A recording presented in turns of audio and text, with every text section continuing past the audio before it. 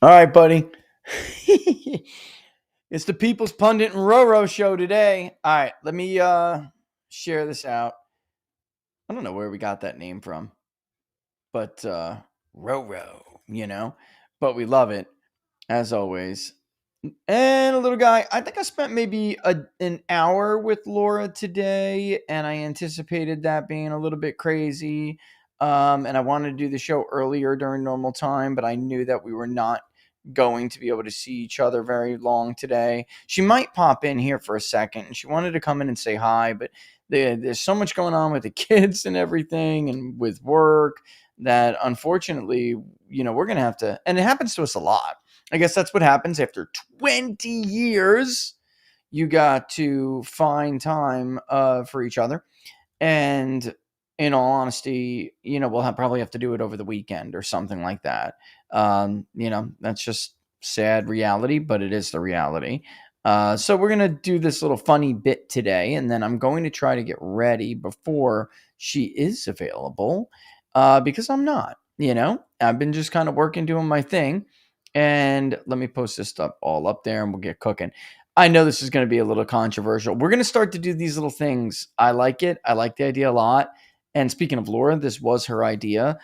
Often we don't get as much time with people and with like Q&A day, as we'd like. Maybe there's only a few minutes at the end of the episode to do it. So we started thinking about this idea, and by we, of course, I mean her. And she's like, why don't you just do these short little videos? And short for me, guys, is difficult, as we all know. Why don't we do these short little videos where we really discuss like these questions? I've gotten this question a lot in the past, a lot, and because of some of the stuff that's going on, I thought, you know what, very, very easy to tie it in. I have done mental, or I should say wellness and mental illness surveys in the past. We've talked about a few of them.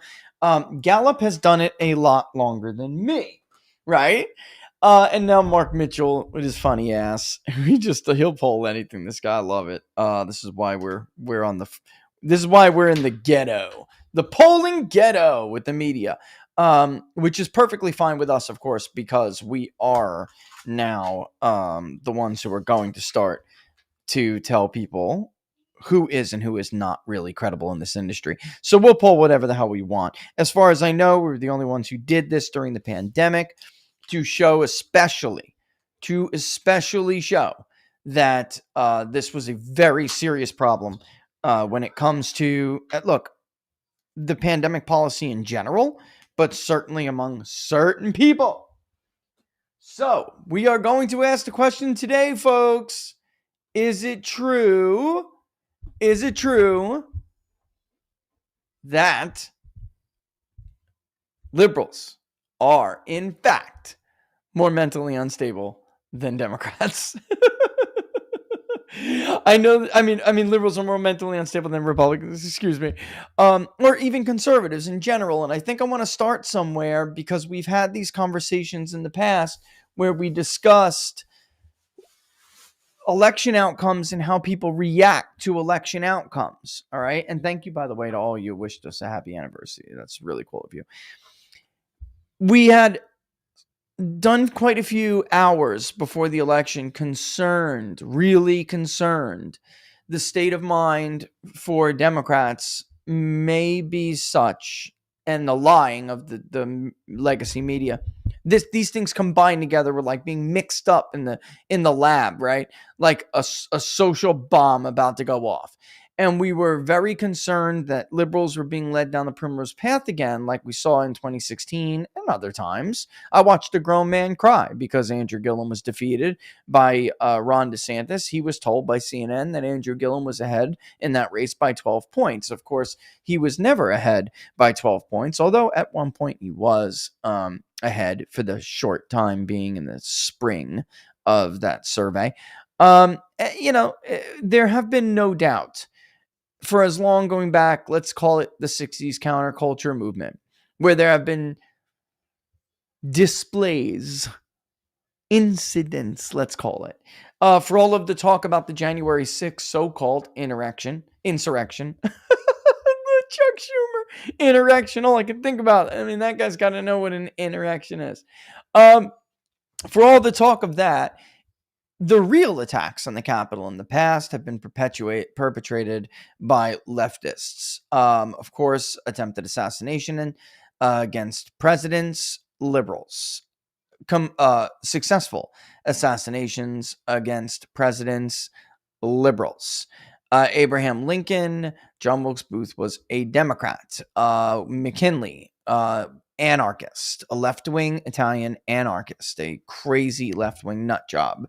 Mentally disturbed people, such as the one we saw, such as the two we saw take one, well, both were successful, but one, of course, was fatal against Robert F. Kennedy and RFK, who was without a doubt going to beat the president if Sirhan did not kill him.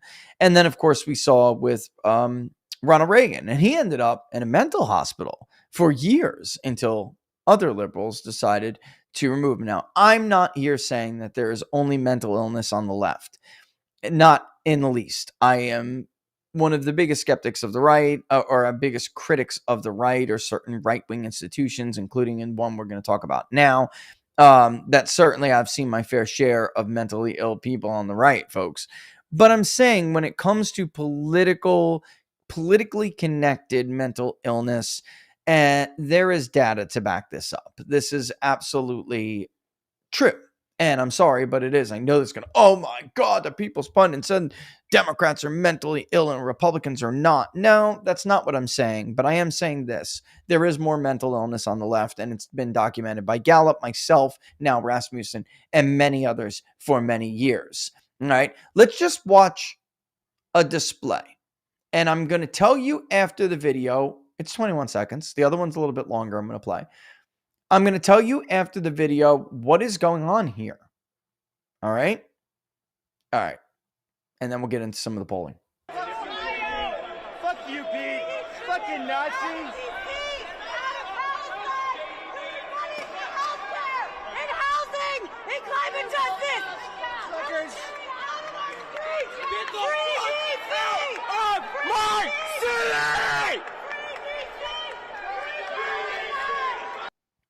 Okay, clearly these people are mentally unstable, and I'm going to talk a little bit about why that is.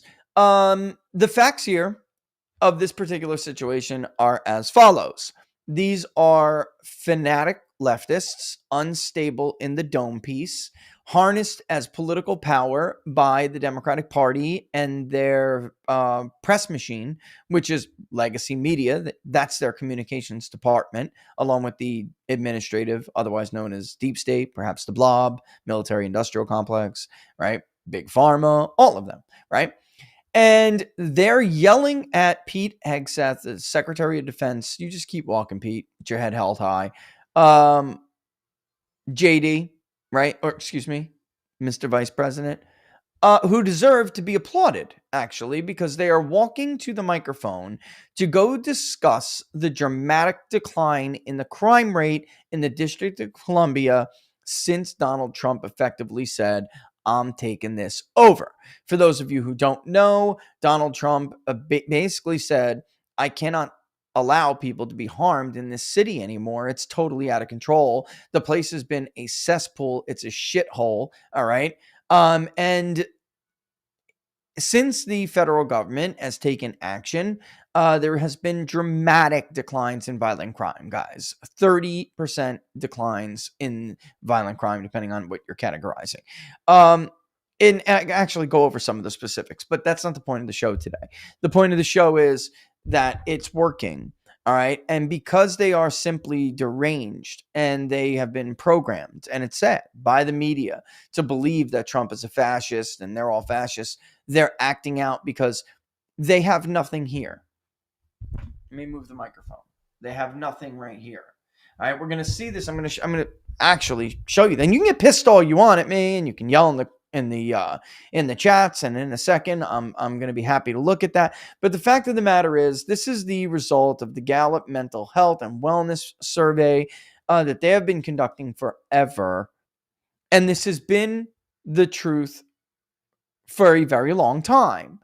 People who have a religious or I hate that word. People who are spiritual, believe in a creator, and who attend services um are more mentally stable, as their own self-reporting shows, than those who are not. If you are a faithful person, whether you are a Jew, a Christian, a Muslim, you already know what I'm talking about. You will you, in your own faith, you have a way, maybe that you talk about it with your religious leaders, whomever it may be, maybe your family, your friends. If you do not have God here, you look for unhealthy things to fill the void with. All right. Young men who do not have fathers and religion in their life, or spirituality in their life, beliefs greater than them, will fill that void with things like gangs.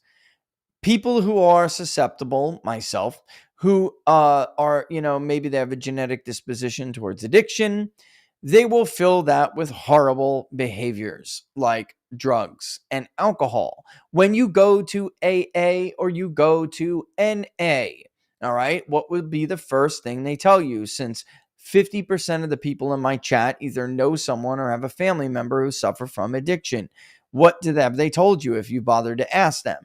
That, of course, the number one thing is that you cannot do it without God. And those who follow these programs succeed. Those who do not and think they can do it on their own do not succeed. All right. Obviously, there's all of this data to show this, and yet we don't just say it out loud because we're afraid of people saying things bad against us for having the balls to say it out loud. But Democrats are more secular. Democrats have bigger holes, and they fill those holes with fanaticism. Sorry, but that is the reality. You will not see, outside of a very few, and I'm not saying there's no mental illness on the right. I'm saying there is more on the left. How would you will not see, outside of a few exceptions, let me finish my thought, Republicans behave the way that you will see Democrats behave during protests. I watched Mr. Costa in CNN fabricate that he was assaulted by Trump supporters because the worst by the way, in Palm Beach, Florida, or Tampa, excuse me, because the worst thing that they did was scream CNN sucks. He has then spent an hour attempting to get someone to nudge him hard, and it did not work. So he fabricated, or attempted to, but then Laura and I caught him on camera and we told him, if you go live with it, please do it. You'll make us famous, because I have this footage and I'm going to show everybody that you fabricated it. We still have that, by the way. Anyway, and we've talked about this before if you've been a long-time watcher. Anyway, the right acting badly is like CNN sucks, or lock her up. They don't throw piss and urine on each other or others or opposition or lawmakers or whatever. They don't do that. They used to behave quite poorly during abortion clinic protests. But why is that? And I think this is what really it comes down to. The liberals in that video, and the liberals who filled in people's names that didn't belong to them on unsolicited mail-in ballots that were returned with the help of the Chinese during the 2020 election, which got covered up, they think they're fighting this epic moral fight of their time. Because who told them this? I don't like to say names, but the shooter who decided to spray up the Republicans practicing for a charity baseball game, which led to Steve Scalise nearly losing his life and 4 others who did lose their lives. He believed that he was saving the country from a fascist who was under the control of Vladimir Putin, because he was fed it by who? So when I tell you there are, of course, dog whistles and winks and stuff like that on the right that, trying to get red meat, throwing red meat to their base. The Jeffrey Epstein thing is a great example, obviously. I'm not saying there was nothing there. Actually, it's not a great example. In the case of Jeffrey Epstein, there's actually truth there. So that's not what I mean. I'm saying the right does use things to gin up their base and get red meat. But the difference is the right isn't trying, and I think in many ways intentionally. The media certainly is doing it intentional when they become the contagion for mass shootings. They are doing that intentional. They want mass shootings so they can go report on it and take away your Second Amendment rights. Oh my God, it's just controversial today. The right is not harnessing mental illness for political power. They're not harnessing grievance that make them hate the other, as they've been doing to the Black community, who are still, have the remnants of the civil rights movement in their mind and their mentality. You won't see that on the right to the extent that you will see it on the left. And that's because it really wouldn't work as well on the right. Because the right believes, many of them, because it's a greater percentage of them that are not secular, they believe ultimately that after this world awaits, another one awaits them, a more just one, and that there is a certain level of conduct that you have to keep in this life in order to make it to the next. Well, too many of the Democratic Party don't believe that anymore. It's a fact. And they act the way they do because of the reasons we just laid out. And there are no consequences for them. In fact, they believe they are the heroes of this story. And it's the same thing for how the right behaved at abortion clinics. They believed they were saving souls, saving lives. And I'm not saying this, and either one is, to each his own. But I'm saying that's why it reduced human beings to certain excessive behaviors. All right. But even throughout that time, it has been true that Democrats themselves have self-reported more mental illness than Republicans. Americans' ratings of their mental illness is excellent by subgroup. Here is the question as it is laid out by Gallup. How would you describe your own mental health or emotional well-being at this time? Would you say that it is excellent, good, only fair, or poor? This is the percentage of those who say that their mental health is, or emotional well-being is excellent by party ID. In 2019, Republicans said 56%. In 2020, that fell to 41. In 2021, 42. It is now shot through the roof as of recent times. So it is susceptible to, obviously changes in political outcomes, but not like Democrats. Democrats win. They win, and it barely moves. In 2019, only 30% of Democrats said 30%. 2020, 29%. 2021, 28%. It's a massive, massive difference.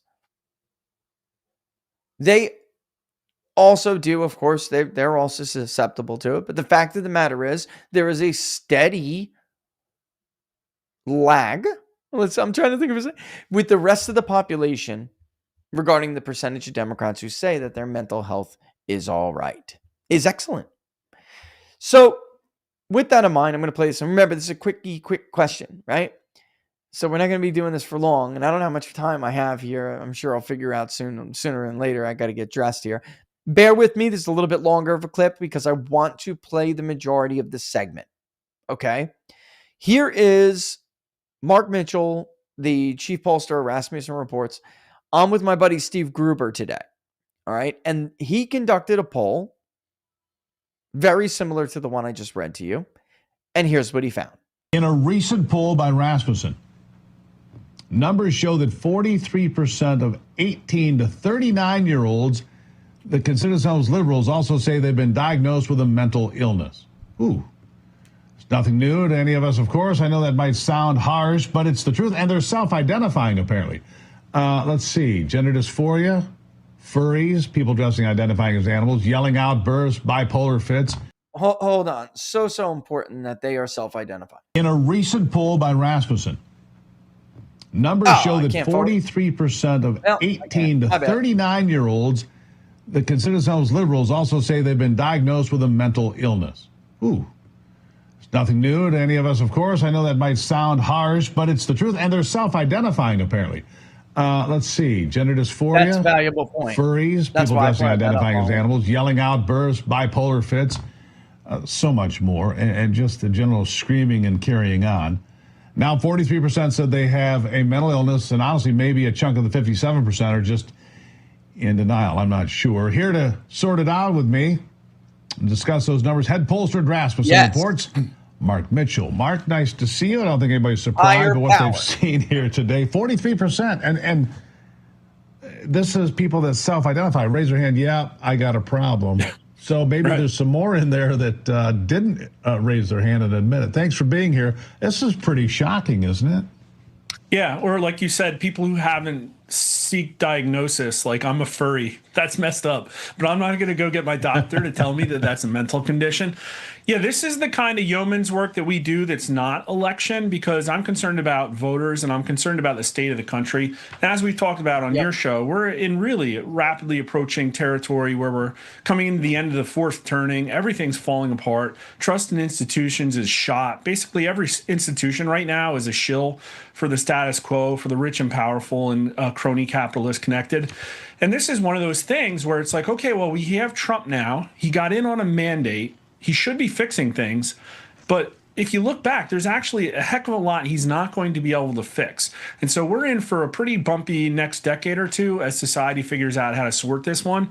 And I did this because Pew put some numbers out that showed something similar, and I wanted to get my hands on it. And so this is a massive poll we put out. Great America Show with John Fawcett sponsored it for us, 2,400 American adults. And we found it is concerning, the level of liberals who say they have a mental condition. And also we asked in the past year, have you sought counseling or mental health treatment from a therapist? And are you currently taking one or more prescription drugs for a mental condition? And those numbers were all really horrible too. 43% of 18 to 39-year-old liberals diagnosed with a mental condition, and 37% therapists within the last 12 months, 32% currently taking more than one drug for a mental problem. Now, the caveat is the number for conservatives is not zero. It's pretty high too. And so this is actually really most troublingly an age signal where we have 18 to 29-year-olds at 30% mental condition, 30 to 39-year-olds, 37%, 40 to 49-year-olds, 33, and then everybody over 50, it's much, much, much less. Hardly any 65 and olders. Yeah. So this is a problem, I think, with current society is these people launch, they get through their 20s, and then they're like, man, things are really messed up. I need to medicate myself to deal with this. Well, there you have it. And again, it was like a 3-minute clip, but I think it was important. The number's not low, and you can see it right there. It's not low for self-identified conservatives either. Well, I mean, you can see the reverse of it here. If we go down, physical health, that's a huge thing, by the way. And you would think with the way that liberals are, you would think that they would care more about their health. I mean, the whole Maha movement's kind of changed how we think about that. But this is learn more about how the social. If you want to check that out, it's actually pretty cool. But U.S. mental health rating below pandemic. This goes back to December of 2021. And I picked that because that was, right. I mean, during Biden, just to clearly show that it's been consistent. We just saw another one recently, which was reported by National Journal, right? It was the Gallup survey, and I was going to pull up that article, but I really thought it was more important to show that the difference, and maybe some Republicans are reacting to the events, but for the most part, they're still much higher than Democrats, and the inverse of that question's answer is also true, right? So. There's some good points in the chat about self-identifying. That's why I like how Mark did this, because Mark basically said, Mark definitely said, are you on medications? Have you been diagnosed? And it's a very sensitive topic about your own health when you're conducting surveys. And one might argue, well, maybe conservatives are more inclined to not admit it just by nature of their nature, right? Maybe that's true, but the fact is there's other data points to back it up. Like Mark said, there's the Pew survey, and Gallup has been doing this for a long, long, long time. By the way, the correct thing before, you guys are right, was higher power, right? When we're talking about NAAA, the idea that you would give it up to a higher power. If you do not, and anyone who's been in any of these programs, if you do not, you fail the program. You will not make it. You will relapse, right? If you do, well, why reinvent the wheel, guys? Obviously, there's probably something to it, right? That you simply cannot take on something like that alone.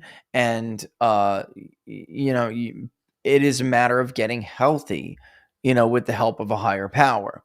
And because there's a stronger belief system, I think, among the right in spirituality, then it's natural. It's obvious that would translate into a higher degree of mental wellness, right? Because if you're asking an addict who is questioning, their belief in anything, right? If you're asking them, how would you rate your mental health and your emotional wellness right now? Well, let me break it to you. It wouldn't be that good, right? But if you're asking somebody who's in recovery and is following the program, you're going to get a much higher rate. I'm using this as an example because it's one that's kind of relatable. But there you have it.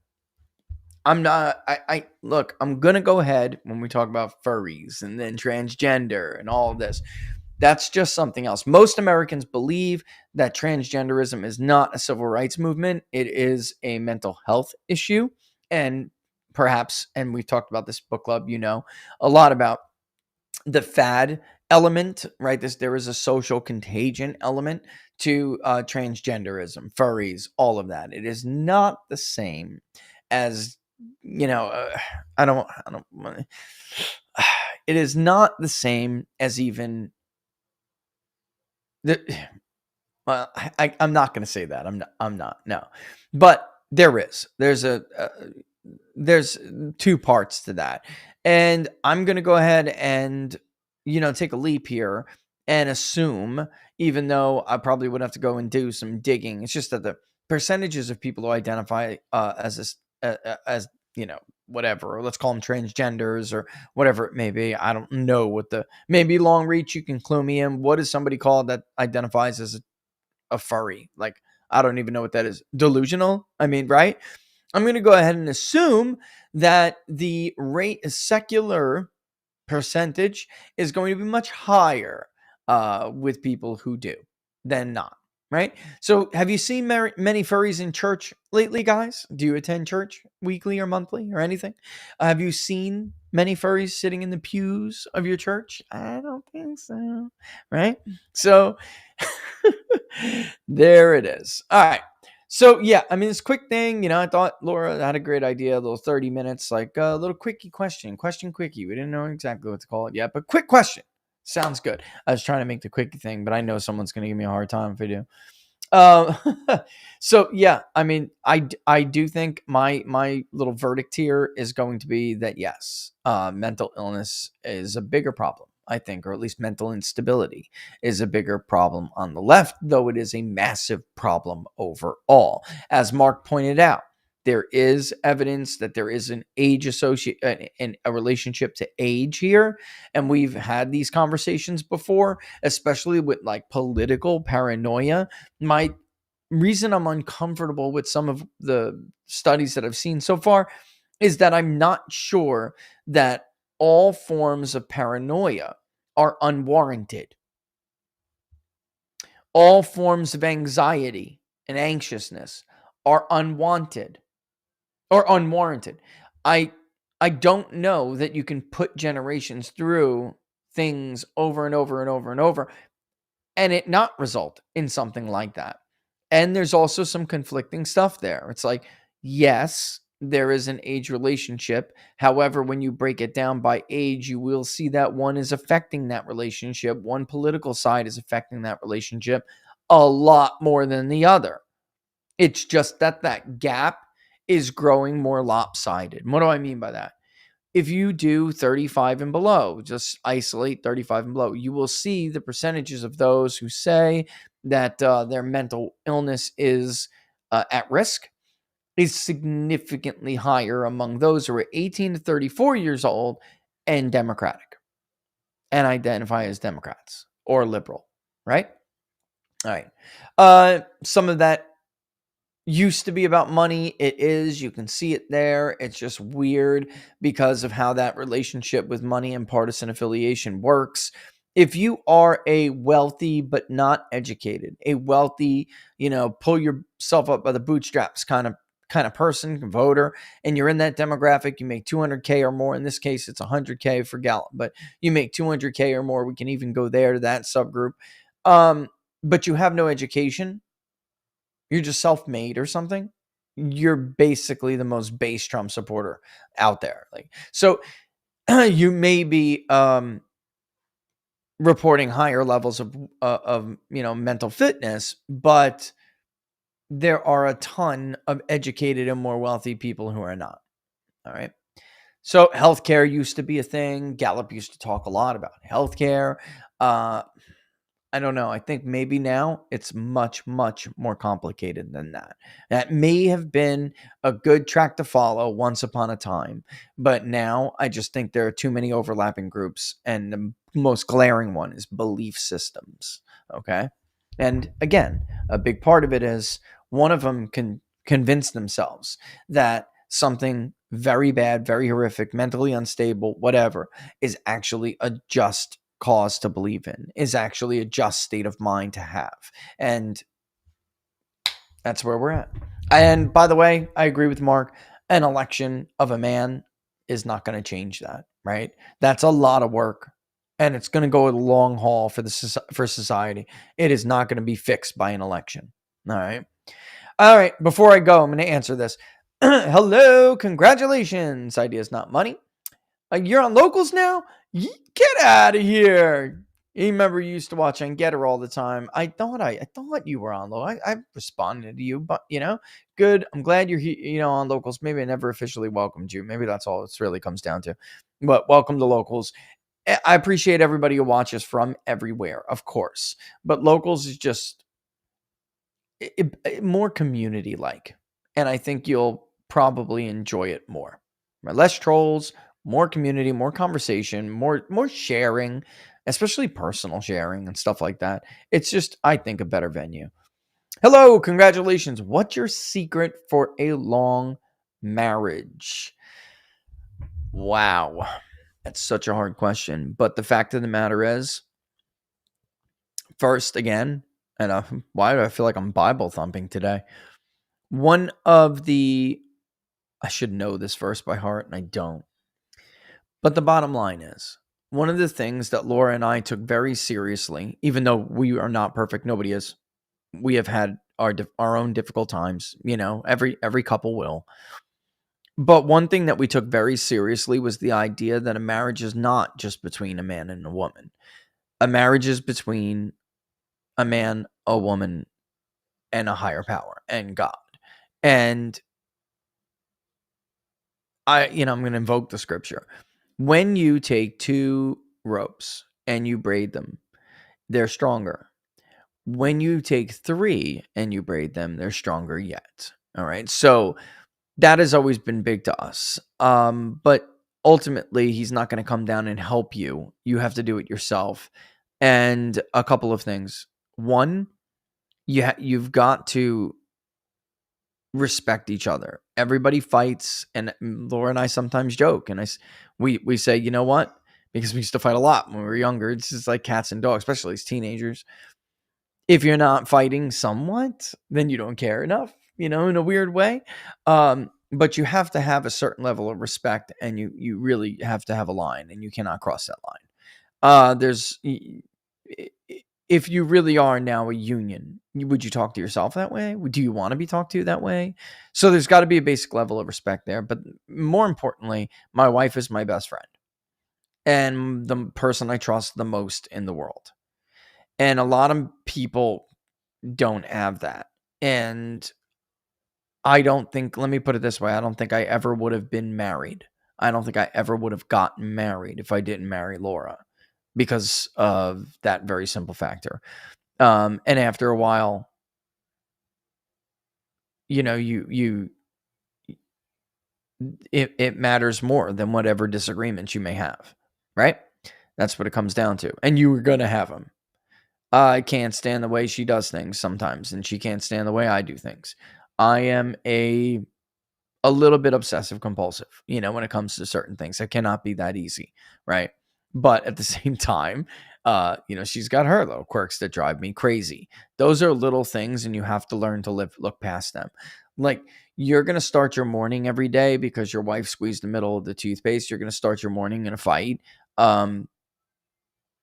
Is that, like, that drives me nuts personally. But is that tube of toothpaste worth that argument? It's ridiculous. It's totally ridiculous. It's ridiculous. But it probably is best to also ideas. It's also best to make sure you guys are habitat compatible. You know, I mean, but then again, if you love someone with that amount of love, you're going to make it work. If something really does bother your spouse that much, your spouse should love you enough to address that if needed. I can't tell you how many things I tried to, you know, be aware or conscious of because I know it drives her nuts. And the same thing goes for her. And another thing I guess I would say is, you have to put them first.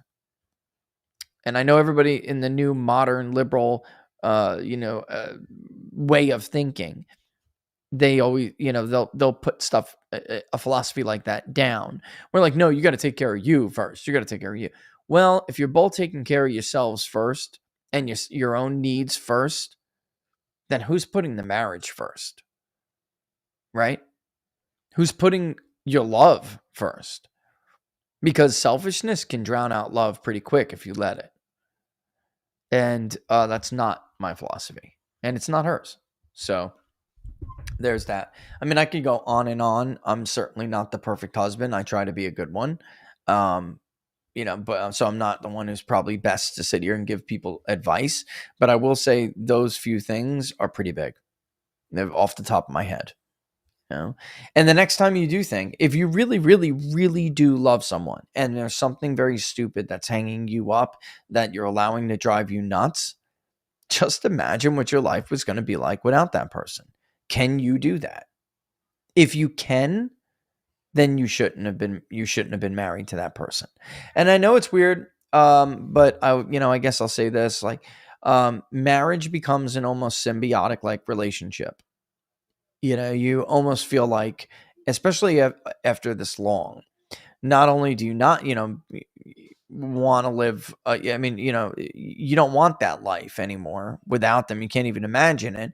But yeah, that's it. I mean, that's all I would say that there's a difference between that and an unhealthy codependence. And I think that's what society's having a hard time separating. All right. With that in mind, gonna kick rocks because I can hear my little one anyway getting ready to bother me. All right. You can both have your own tubes of toothpaste. Man, I love that. I love that. I love that. And by the way, we do. That's exactly what we do. Although, you want to know what one of the habits are that drive me nuts when it comes to Laura? All right, and I'm sure she'll be happy to share one with you. Even though we have our own tubes of toothpaste, we have our own vanities in the bathroom. She just cannot help herself. She waltzes over and brushes her teeth in my vanity. And I think that's from the days of when we were lucky to share a single vanity or even have a roof over our head. You know, it's just like a force of habit for her. She just gravitates toward my my position in the bathroom in the morning. And it is what it is. Is it, I mean, on some level, it's kind of cute. Does it drive me crazy? Absolutely. Also, ladies, I'll tell you what else will drive a man nuts. Stop using his hairbrush. We have short hair, most of us anyway. We have short hair. I like my little bamboo comb that just combs my hair a little bit forward and a little bit to the side. Please do not touch their hairbrush. We do not want to comb our hair and have like your leftover hair drape in front of our face and tickle our nose. It drives us absolutely nuts. By the way, I do just want to say, speaking of marriage, I hope they don't mind, but I really do want to say congratulations to Owen and Jacqueline. I'm sorry, guys, if you're going to get mad at me, but I really do want to say that because I can't even tell you how honored and awesome Laura, that your love is to Laura and I. That the story and everything, it's so cool. And I'm honored, I say, because like I mean I just can't, I can't believe that this thing, fosters healthy and beautiful relationships like that. And it's just awesome. And you guys are awesome. And congratulations. And frankly, I wish I could have been there. I was in spirit, Yeah. With that in mind, Owen, do her a favor and leave the toilet seat down. Okay? And clean up after yourself, for crying out loud. That stuff I do know because I got friends and they're awful. So listen, ladies have their own things to complain about that are completely justified. All right. But yeah, guys, congratulations. And just beautiful, beautiful pictures. And here's to your first 20, It goes by very, very quickly. Very quickly. It's unbelievable how time works this way. It is. You almost wonder, my grandmother, she was an awesome woman. And she just never understood the idea of aging, and deeply devout Catholic. And she believed in the garden, creation, everything. And she would always say, isn't it just bad enough that we don't live for anyone? Can't we be like an alarm clock and like have an expiration date or something? Why do we have to get older too? She's the funniest woman. She was. 20 years goes by in marriage, and you certainly start to remember that grandma used to say things like that. It's funny. It's funny. New perspective. Yeah, gentlemen, leave the toilet seat down, for crying out loud. Have some dignity. All right? Have some dignity and consider your wives. All right. I'm going to go. I will see you guys tomorrow, though. Oh, my gosh. I didn't do a read. That's okay. It is what it is. This was supposed to be a quickie anyway. The link to the public polling project is in the description below. Contribute and share it. Contribute and share it. Well, it's August 20th now. At some point, and I'm not going to share the screen. You guys know what it looks like and everything, but the grid where there are different campaigns, you technically could, contribute to any one of them, but always look for the one that's the most recent. Even if the other ones don't fund, it's okay. Move on and do that. At some point, I will close this out. This is for the third quarter of 2025, and I will put up the fourth quarter one. I'm just basically trying to get this one to the finish line. All right. With that, before we do that, but Labor Day is coming, and Labor Day is kind of like, well, it's not kind of, it marks that final quarter where we would have to figure out from, whatever we do now will be kind of like that Labor Day poll, even though it might be a little bit before, might be a little bit after. I don't know. That's up to you guys. And then that fourth quarter poll will be the Christmas poll and everything, even though it's not only the Christmas poll, but we call it, that section of it has been called for years now, the Christmas poll. All right. So that would be the fourth quarter poll. I just don't want to confuse people by calling it the Christmas poll on the campaign thing. Maybe somewhere in the form I'll say including the Christmas poll, right? This way people aren't like, well, I don't want to just contribute to a poll about Christmas, right? But it's not. It's not only a poll about Christmas, just that specific current event section is about this kind of stuff, the holidays and stuff like that. That's what it's about, right? So, and they had the nice little thing you got there, Andrew. It's crazy. Nice little GIF. That's a great movie, by the way. Great movie. I'm talking about Goodfellas. Good movie. But right. So in any event, Labor Day, after Labor Day, I'm going to be like, I will have to do it. But right now I'm trying not to do it. I thought about it. I'm like, man, it's August 20th. We got to put the Q4 one up there. And I'm like, no, just wait a little bit. All right. Because to further confuse people. Anyway, we're still in the summer. Technically what? September 20th is the solstice? Somebody help me out here. September 20th, right? I think so. So we can go for a little bit. We really can. At the end of this, for those who don't have it, I'll throw the link in the description. But I'll throw the link in the chat, but it is in the description. Okay, so you could just scroll down and do it. I don't know why I put it all in private. I hope YouTube is cooking right now. There's the link. I hope YouTube is cooking because I'm not seeing it cook, and I don't know why. All I did was go in there and add the thing to it. I don't think I did anything that could have screwed this up. But I'll check after. The 21st, Andrew. Thank you. I knew the solstice was like 20th, 21st, something like September 21st, right? So it's not like we don't have time. We just don't have a lot. And then it doesn't matter anyway. Let's say it funded tomorrow, Andrew. Like we could just change it to the fourth quarter because we could run it and go. But at some point, like because it's not, some point I'll just have to close it out. We'll move on. All right. So there it is. The answer, the short answer in 48 minutes, short for the People's Pundit, is yeah. Sorry if that hurts your feelings, but liberals are less stable according to themselves. All right? According to themselves. Don't get mad at me, liberals. Get mad at yourself. You're the ones telling the survey researchers this stuff. All right. There's the little one. He's calling me. So, yeah, I'm out. You want to say hello to everybody? You want to say hello real quick? I'm going to go right now. I'm going to close it right now. You can just come in and say hello. Come and wave. Hi. You're so cute. Let me say goodbye. All right. Chill right there. All right, guys. All the best. I'll see you soon. And by soon, I mean, yeah, tomorrow, right? Tomorrow's Thursday. Even if we just do another quickie question. All right, later, guys. Oh my God, did you say that? Can you please say that again? I messed that up. Wait, oh my God, he's so much smarter than me. Say that again. Say it louder. Say it louder the way you did before. It's cool. It's cool. Do it.